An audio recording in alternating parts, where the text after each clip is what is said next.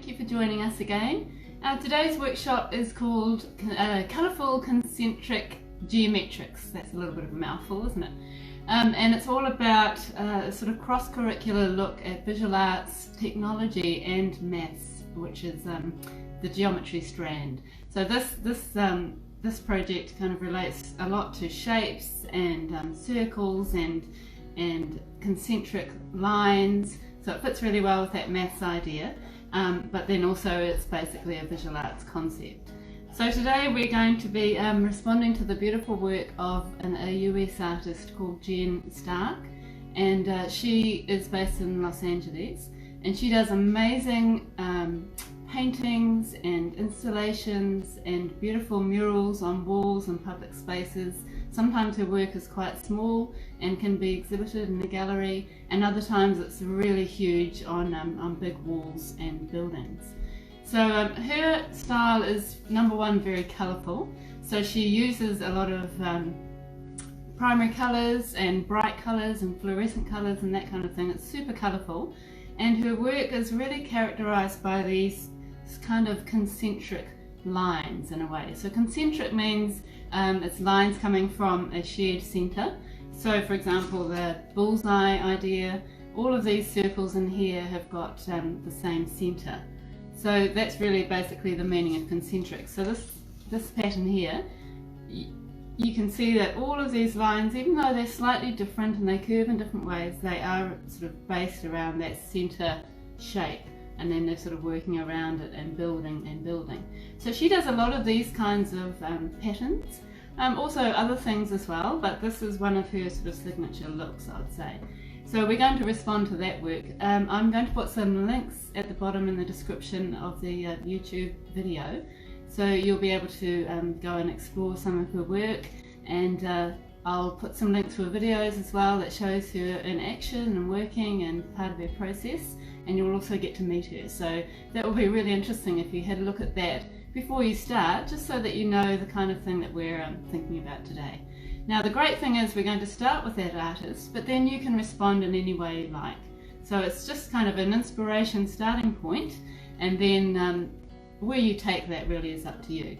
But I'm just going to show you a few little visual arts techniques that might be helpful, and then you might end up creating something quite different to what I do, but this is just the starting point.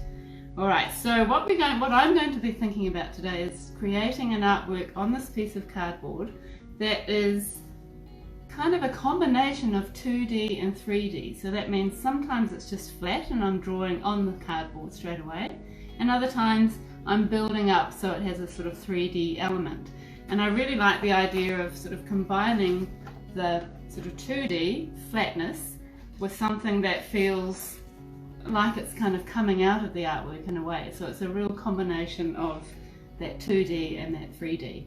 And building up and creating that sort of 3D effect is part of our construction and our kind of technology side, because actually it's really quite tricky to build in a way that's going to work with the rest of the artwork, and also that's actually going to stay there.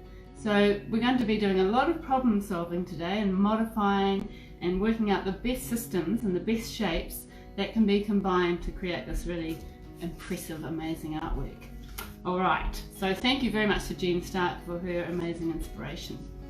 So what I've started with here is just the lines at the top. So I've just done that with Black Vivid, and then I've sort of built lines around that initial shape. So I've started here, and then I've started building, sort of kind of following the same line but also changing it a little bit. And then I've just put in a few little colours for the moment, and I've chosen the colours that I'm going to do. So you might like to think about the sort of colour palette that you prefer. As we said before, it could be black and white, it could be multicoloured, or it could just be a very limited colour palette of just a few colours. So I'm choosing basically primary colours, but I've also got a few extra sort of pastel versions of the primary colours and some secondary colours as well. So the primary colours are these colours here, red, yellow and blue, which I'm going to use for my painting, and then just adding a few extra felt pen colours. So I forgot to tell you, for this project you'll be needing some paper and some recycled cardboard just out of your recycling bin, as long as you can cut it. You'll need some masking tape, and it's always good to kind of get yourself organised and put your little strips of tape on the side of the table. You can use felt pens, whatever colours you have. You can use paint. You can combine both if you want to, or just work on one. So I'm at the moment just using felt pens, and that's still pretty cool. I've also got the special gold pen which I might add, and then you will also need maybe some glue, PVA or glue stick, whatever you have. Okay, and that's about it. Maybe a pair of scissors. So if you gather those materials together, then you'll be ready to go. Alright, so I've started with this just so that we can sort of get going. Then I want to just show you how we are going to add a 3D element. So I started off by drawing this shape here on paper, and I just did the shape and then cut that out. And then I used that as the base and put it on a piece of paper like this. And then I'll show you actually. Put that on the piece of paper, and then I'm just going to follow the lines. And like I said before, it doesn't really matter if the lines end up being slightly different or the spaces are slightly different between. Okay. And then I've created another shape that is going to sit behind. This new shape is going to sit behind this shape. And so that's what I did here. I cut that out, and then you can see that we can put that one in front with a little space, so it really looks quite interesting. And then with this bigger one, I put this one onto a piece of cardboard, and for this one I drew around this, taking it right to the edge, drawing around, following the same lines, similar spacing, like that. So you've got that sort of larger shape that's following the same kind of line as this one, and then you cut that out. So that's what I did here, something I prepared earlier.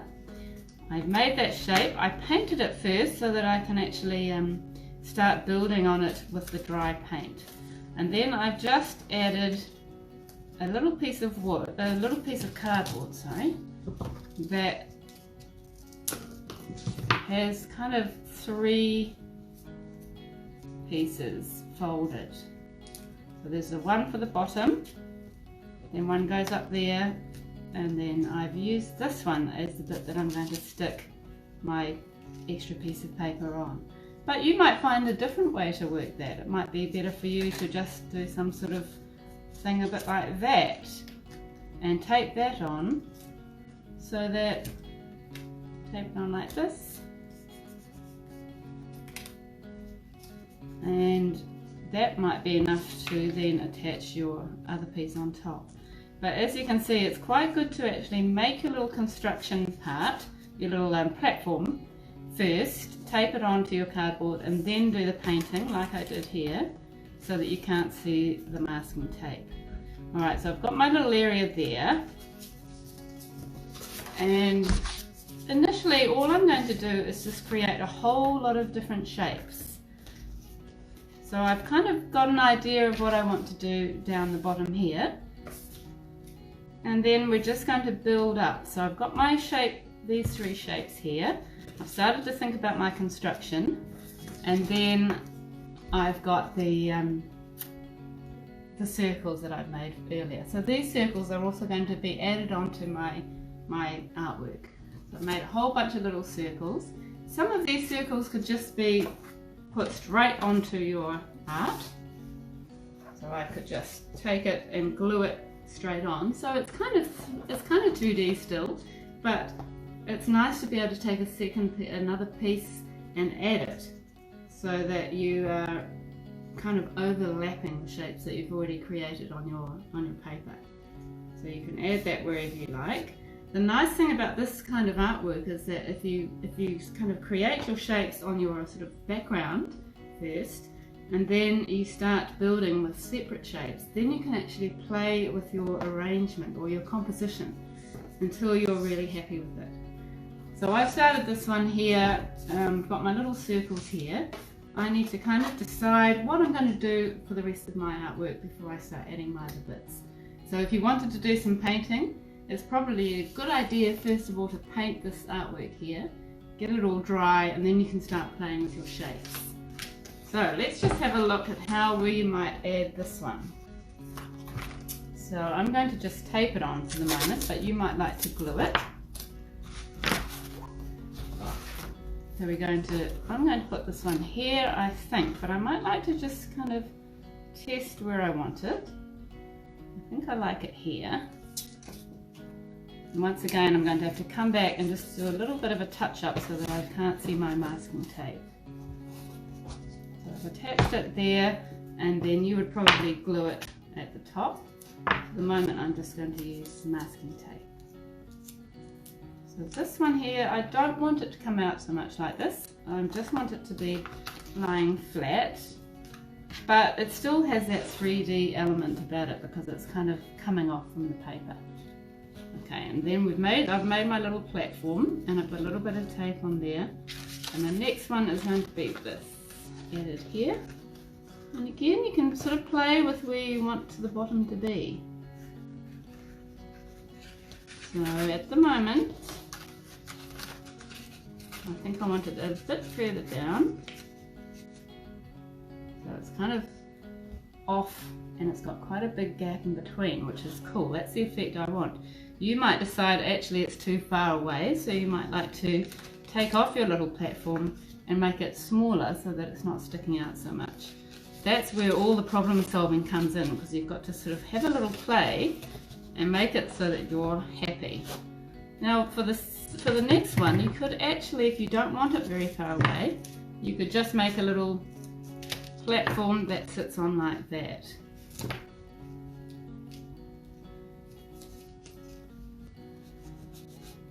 So this time I don't want such a big space, but I just want it slightly raised.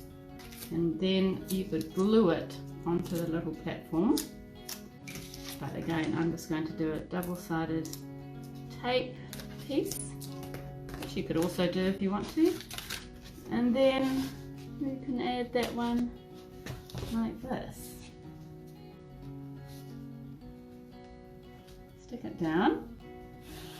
And then you can see that it actually has a 3D feel about it, but it's just very subtly sort of sticking out. So if you look at your work like that, that's starting to look quite interesting. And now I need to start to build up my patterns around that. So I've got my other shapes here, which I could make little mini platforms for. And I quite like the idea there that I've done a circle shape with my cardboard, and I've got a circle bullseye shape above. And I've also put a little platform on the bottom so that this cardboard circle also stays a little bit away from that artwork at the back, just to give it that sense of 3D coming at you kind of thing. Okay, so I've done my little double-sided tape. Think about where I want to place that, stick it on, and of course, you know, before you guys start your work, you'll probably do the background first. So once you've had a look at Jen Stark's work, you can get a really good idea of ways to use pattern and line and shape, and then you can create your artwork on your piece of paper, and then you can start making the shapes and building up from there. So that looks starting to look quite interesting, isn't it? And then I might just glue on some of these bullseyes and think about where I might want them. And again, you can sort of play with the placement until you're happy. So it's all about balance and contrast. I might want to have a bunch of bullseyes in one corner, or I might want to balance it on the other side as well. Or you could actually put something on top like that. There's no reason why you have to stick with these kind of shapes when you're building. You can build whatever shapes you want to, really. So I'm just going to add this one on as a flat one at the moment. Put it up here, and then I'm going to take another circle which I made and put that over there with this little one on here. And then I would have to come back and make paint the platform as well so that it's all sticking. Or I could just make a bigger one. So let's have a look. When you're making your shapes, you could draw around something, find something that's round and draw around it. Or like me, you might be happy with it just a little bit more organic and open. And so while I'm down here, I might as well start drawing the actual bullseye, concentric circles working around the same centre, and I could start to colour in those before I cut it out, if you like.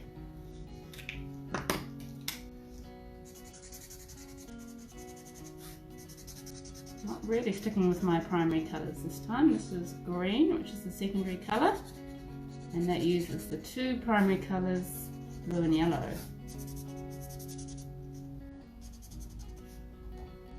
Remember, if you don't have felt pens or paint, you could always use collage or ripping up pieces of coloured paper to add colour.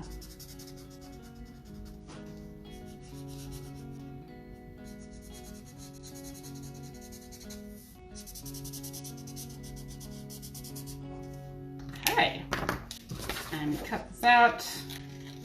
And this is going to create the shape that's on top of our little circle, made out of recycled cardboard.